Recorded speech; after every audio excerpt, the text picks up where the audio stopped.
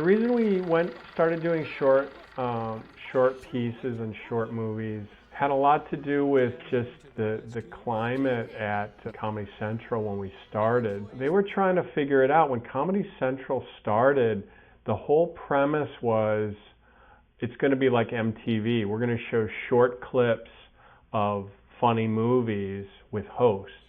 That's kind of how we got hired, because they said, "Oh, this is perfect. They've already got this thing figured out. They host bad movies, so it kind of fits with us." And we thought that was just a terrible idea for a network. Like, who cares about watching clips from movies? But these executives, that's what they were thinking when they started. So there was a whole bunch of experimentation going on. They licensed all the Ernie Kovacs archives. They had bought all these stuff from all this Lenny Bruce memorabilia. Like, the Comedy Channel was like a museum when they started. They also hired this guy, Rick Pralinger, who actually became a good friend of mine over the years, and he had the foresight to go into all these high schools and buy these 16 millimeter films of all the stuff that we used for these short films. So anyway, Rick Pralinger figures prominently into why we used him, because we just were kind of looking for short films, and the channel said, "Hey, there's this guy who's got a vast, like, I don't know how many, he's got 14,000 short films." So he just started sending us tapes, and we loved them. Yeah, Rick Pralinger has internetarchive.org, which is an incredible resource for people who want to riff on movies, because everything there is public domain, and pretty much all the short films we used are there. And a lot of them were like these peculiar, I don't know, there's like this subtle brainwashing attitude to most of them, like, why you should buy a big car, or why you need a washing machine, or, all these things about consumerism that are veiled in, like, just social mores, like why you should be nervous about being clean or whatever. It's just, they're taken out of their context. They're really bizarre, and so they were like perfect for us. And so the Jam Handy films, especially, which I believe were kind of made usually to promote like Detroit cars. The Jam Handy was some production company that was just, that I just assumed that there was this vast amount of money in Detroit at the time, and they said, "Hey, here's an interesting angle. Why don't we sell our cars subtly under the ruse of education, and these things can get into the school systems, and they're all there to kind of teach people stuff." I think too that they used them for their salesmen, to kind of like, here's how you teach your salesman the right attitude about selling, and this is how we can really use our experts to, like, kind of, to benefit the guy on the street who's supposed to sell these cars. And so Hired is obviously designed to do that. Hired is this like great, bizarre movie that gets inside the head of this salesman supervisor who's troubled by what's wrong with today's salesmen. Like, why don't they get the dream that I had? And it's just absurd, and you just, I don't know. It's just like to me, it's just like a beautiful patch of two-lane blacktop to riff on. And now, obviously, 15 years ago they were old. Now they're really old.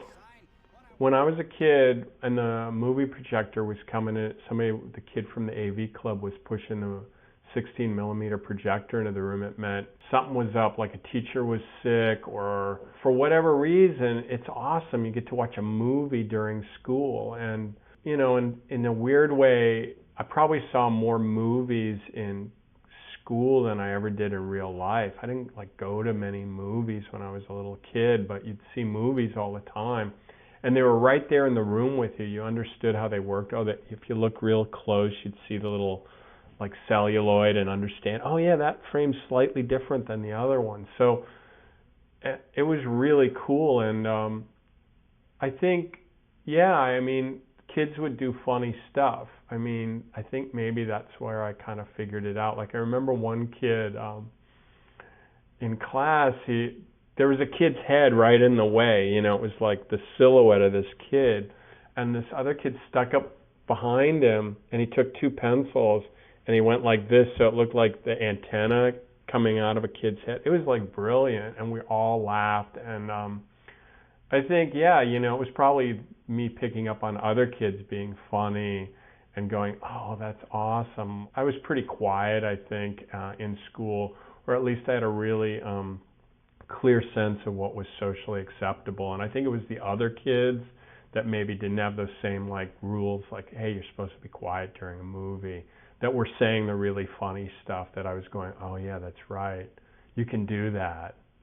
You know, they were just, it was really like embarrassingly painful to watch those short subject movies about manners, and they were so outdated and they were so wrong to begin with that we were really laughing at them back then, even in like 7th grade or 6th grade, when they'd show you like, you know, boys will start perspiring soon, you know, and it was laughable like even then. So, you know, it's just that they couldn't get fresh material as easily as they can now, so you would actually like be exposed to like almost these same movies that could have been shot in the 60s, and you're kind of like absorbing it all, and it's wrong and you know it's wrong, but you're getting to watch a movie, it's kind of a little more interesting than having to watch a teacher. So we kind of went for it. We kind of watched them.